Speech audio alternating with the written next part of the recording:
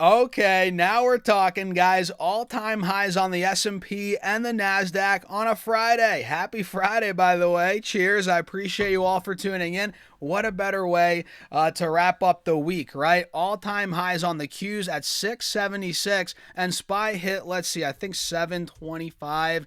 About 725. We are completely breaking out after Apple's earnings. So, of course, we're going to break down Apple's earnings and cover a couple other ones, couple energy companies that just reported this morning. And man, talk about a breakout. And we talked about 700 on the Qs. I think I mentioned this about a week, 2 weeks ago, and it seems like that might happen sooner than I thought. We can see again, we're breaking through to 675, 676. 700 is not too far away. So think about that. In 2026, the Qs could hit 700. We're not there yet. I think we will get there. And SPY already hit 700. What a milestone that is here in 2026, man. That's if the Qs actually get there, which again, I think they will. We have, another 7 months in the year, however many months we have, 8 months, whatever. My math sucks right now, guys. Don't get mad at me, but it's May. Happy May 1st, by the way. Cheers again. Let's break down, what's going on. Let me actually get some coffee, by the way, guys. So, Apple. This is all thanks to Apple. Let's pull it up here. And, of course, some other big tech names. But we got Apple's earnings yesterday, and this thing is completely breaking out. So, do you guys remember the descending triangle that we talked about in the previous or whenever we talked about Apple last? That is now completely breaking through, right? We're breaking out of it. And this cup and handle that was pretty much intact up until yesterday, or it didn't play out till yesterday.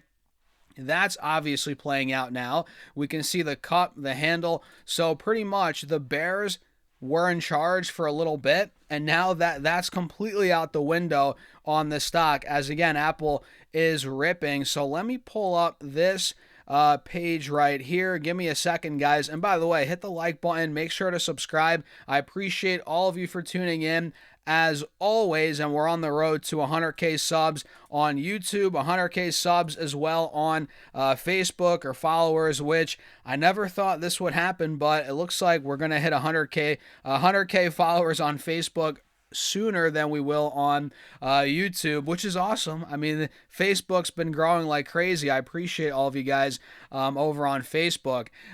So Apple revenue destroyed the estimates. They crushed it on a bunch of the segments. Growth in China was very good. Let's run through everything here, guys. And this is Tim Cook, who obviously is not going to be the CEO after, I believe, September. They're getting the I forget the guy's name. I'm bad with names, guys. Sorry. And this new guy, the new CEO, he's been at Apple for 25 years, or maybe over 25 years. So the company's in good hands, obviously, and he's worked on a lot of the products, the services. So this guy is super knowledgeable, obviously, on Apple, or they wouldn't hire him. And he's been at the company for, again, 25 plus years. So Apple reported excuse me, guys, I think my allergies are kicking up today. I don't know what's going on, but EPS came in at $2 and a penny versus the $1.95 expected, and revenue came in at 111 point, pretty much 0.2 billion. So 111.2 versus 109.66 billion expected. So double beat out of Apple. Not so surprising there, and you'll see their growth in a second, revenue-wise, insane.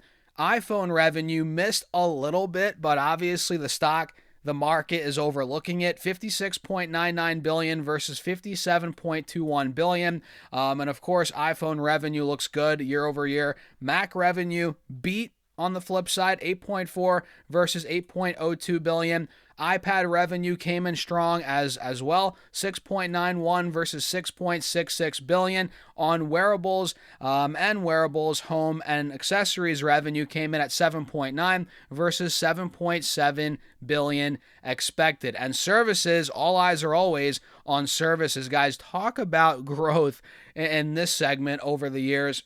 Insane under Tim Cook. Services revenue $30.98 billion versus $30.39 billion expected. Yeah, so a nice beat on services and on gross margin, 49.3 versus 48.4% expected. So, guys, guidance, or not guidance, but earnings and guidance, I think is good too. Yeah, we'll talk about that in a second. But the numbers were good. The headline numbers were strong, and revenue jumped 17%. Yes, you heard that right. 17%. So Apple, their growth is reaccelerating here from $95.4 billion a year earlier. And we can see they said that revenue in the June quarter will increase about 14 and 17% from a year earlier. So this growth is sustaining into the current quarter, and analysts were expecting growth of 9.5% to $103 billion for the current quarter. So, guys, they're rocking and rolling right now, and the all-time high on Apple, have they hit 300? No, I guess, yeah, I mean, they've they've done all these splits, right? But no, the all-time high is 289. So yeah, this could be going to $300, guys, by the way the chart is looking, and based on these earnings and guidance. And the company's board authorized an additional $100 billion in stock repurchases and declared a cash dividend of 27 cents per share, up 4%. That's awesome. And sales of iPhones rose 22% in the quarter from a year earlier. So yeah, iPhone missed a little bit, but who cares? I mean, they're growing 22% year over year. The stock, the market looked past that, right? And let's see, anything else? I want to talk about China really quickly. And by the way, the MacBook Neo, what do you guys think about that? In March, Apple announced a number of new products, including the iPhone 17e, a refreshed iPhone or iPad Air laptop with an M4 mini or chip rather in 11-inch and 13-inch sizes. And it also unveiled the MacBook Neo, a low-cost laptop priced at $599 and aimed at students and budget-conscious consumers. That's going to be a very interesting product to keep an eye on. I mean, look, I'm a big fan of the MacBook Air. I think that's a great laptop for people that aren't doing anything crazy. And I got my wife one of those like 2 years ago. She freaking loves it. I mean, I'm using the MacBook Pro. I mean, I got the fully decked out one. I got to be honest, guys. The one I bought is, I think, 3.5K, $4,000. So I went all out on the one that I bought, but my wife doesn't do anything crazy, right? And for people that don't really do anything crazy on their laptops, you don't really need a $3,500, $4,000 laptop. And that's why the MacBook Neo, this market, man, they're going after that, what are those, the Acers? What the heck are those smaller? Either way, they're going after that market. And the MacBook Air is phenomenal. I mean, at what, $1,100, $1,200? Guys, they're dominating in all these categories. And if they get that $400 to $600, well, I guess it's $600, but if they get that, that market as well, think about it. People that are buying these $400 laptops, now they're like, ooh, maybe I could I'm willing to spend another $200 to get an Apple, right? A MacBook Neo. A lot of people are going to do that.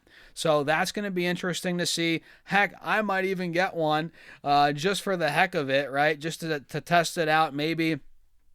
I'm curious, right? $600 is really cheap, I would say. And I'm not expecting, obviously, to run all these programs, do this, trade, make videos, edit, do all this crap on that. But I just want to see the capabilities of it. I'm excited about it. So that's a little rundown. I mean, we could talk more and more about Apple. Of course, everybody's eyeing up what they're going to do with Siri, AI, agentic AI, which that is oh my God, that's such a big opportunity. And I get it. We don't have it fully there yet. For obvious reasons. They want to get it right. They want this thing to be pristine when they release it. Of course, there are going to be bugs. They're going to have to build on top of it. But man, once Siri is fully, at that capability of really being a legitimate AI assistant, right?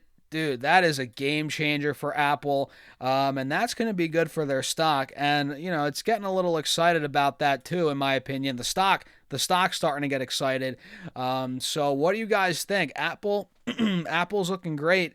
The stock's breaking out. We're taking out the highs from earlier this year. What more could you want, right? Cheers to all the Apple shareholders. And I don't own Apple at this moment directly. I used to own this stock like 10 years ago, 10 years ago. It's funny. The last job I had in the corporate world, I was in Apple at that time pretty heavily, and I was pitching it to my colleagues, and a lot of them were like, oh, Apple, Apple's glory days are behind them. And yeah, looking at it now, 10 years later, holy smokes, were they wrong. And not to toot my own horn, obviously, but never underestimate Apple.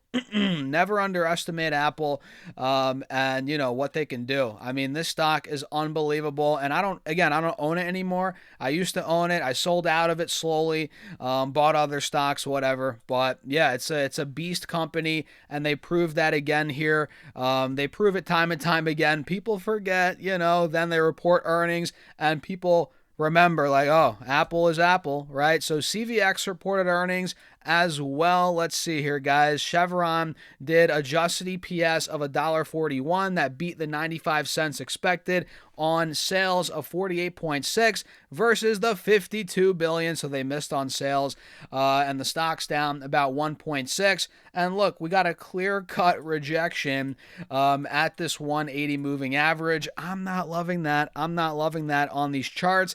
And quite frankly, I think the energy trade, I don't think it's over 100%, but excuse me, guys. I think if you're not, if you weren't in it a month or two ago or 3 months ago, I think that boat might have sailed. But then again, we did get a big pullback, but that was a structural breakdown for the bulls. You can see here, we took out the moving averages, and I'm looking at XLE here, by the way. We took out these moving averages. We broke through this early March support. So I think XLE is starting to break down here a little bit. The momentum's definitely dying down. So I'm a little worried about these energy stocks. I'm not chasing them. If I were to get in these, it'd be a quick in and out type of trade. So I'm keeping an eye on XLE, obviously. CVX, going back to it. Let's see here, guys. CVX, again, it got rejected at this moving average. I'm not the biggest fan of that, so let's see if we can retake that. We got Exxon's earnings, which is probably the same. Yeah, same price action. And doesn't this look like a Head and Shoulders kind of in the making?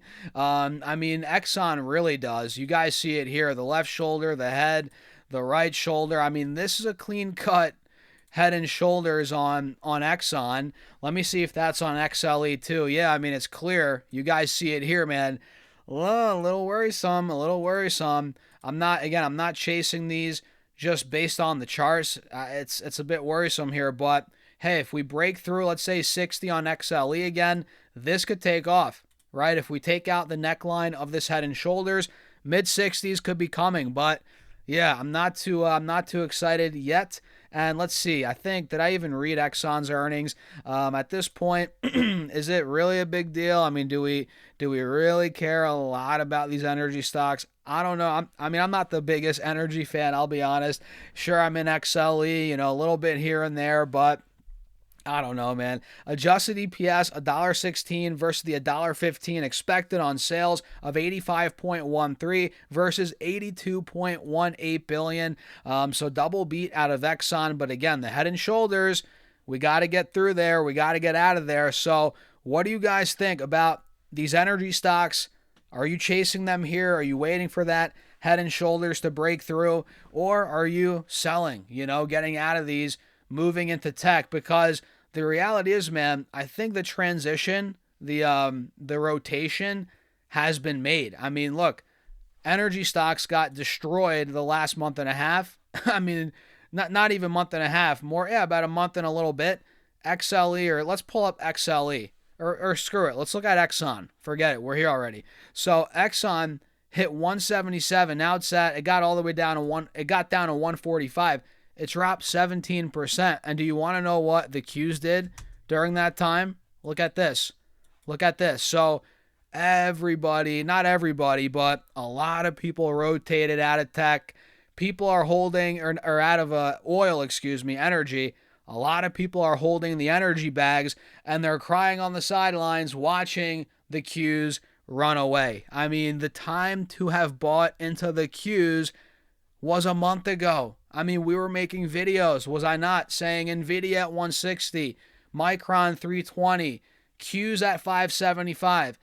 The time was a month ago, and I hate to be that guy, but you missed the boat. I mean, if you're still holding these energy stocks, waiting to get out, get back into tech, you listen to all these hedge fund guys or a lot of these institutional guys earlier in the year. They were like, oh, the Mag 7, get out of the Mag 7. It's over. It's all about,